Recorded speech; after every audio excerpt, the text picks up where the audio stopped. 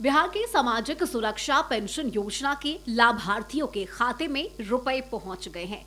97,84,000 लाभार्थियों के बैंक खाते में डायरेक्ट बेनिफिट ट्रांसफर्स के जरिए 1100 रुपए की पेंशन राशि भेजी गई है और इसके लिए सरकार ने 1,423 करोड़ 94 लाख रुपए से ज्यादा की राशि जारी की है। कार्यक्रम पटना के लोक सेवक आवास के संकल्प हॉल में आयोजित किया गया। मुख्यमंत्री सम्राट चौधरी ने बटन दबाकर रुपए ट्रांसफर करने की शुरुआत की। बिहार में हर साल 10 जुलाई पेंशन दिवस के रूप में मनाया जाता है। मुख्यमंत्री सम्राट चौधरी ने लाभार्थियों को शुभकामनाएं दी और कहा कि सरकार का लक्ष्य जरूरतमंद लोगों तक समय पर आर्थिक मदद पहुंचाना है।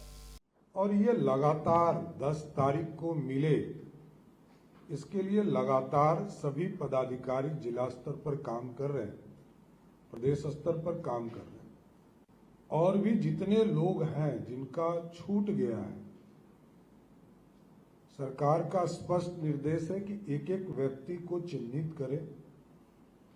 जो वृद्धजन है उनको पेंशन मिलना चाहिए, जो विधवा बहनें हैं उनको पेंशन मिलना चाहिए और दिव्यांगजन उनको पेंशन मिलते रहना चाहिए। ये प्रत्येक 10 तारीख को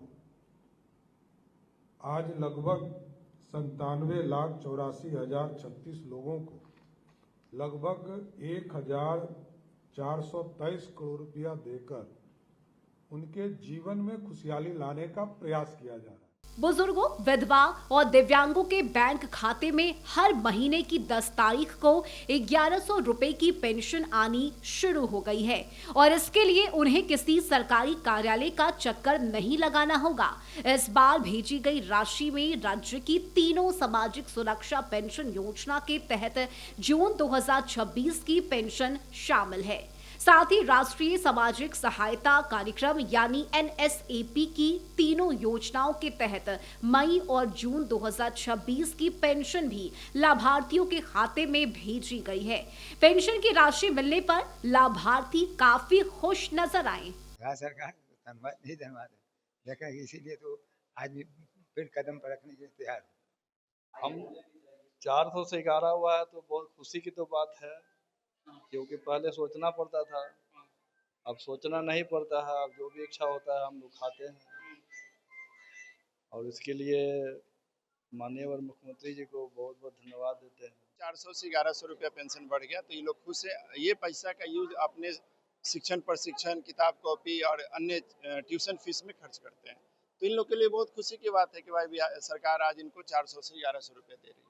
दिव्यांग बच्चों को भी हाँ, दिव्यांग, ये सारे दिव्यांग बच्चे मेरे साथ जो जितने खड़े हैं ना, ये सब लोग दिव्यांग बच्चे हैं। 6 योजनाओं मुख्यमंत्री वृद्धजन पेंशन योजना, बिहार दिव्यांग पेंशन योजना, लक्ष्मीबाई सामाजिक सुरक्षा पेंशन योजना, इंदिरा गांधी राष्ट्रीय वृद्धावस्था पेंशन योजना, इंदिरा गांधी राष्ट्रीय विधवा पेंशन योजना और इंदिरा गांधी राष्ट्रीय दिव्यांग पेंशन योजना के लाभार्थियों के खाते में रुपए तो पहुंचे, उन्हें सरकार को धन्यवाद दिया।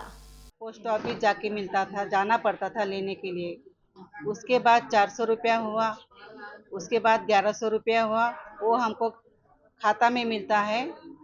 जो कैनरा बैंक में खाता खुलवाए थे उसमें मिलता है।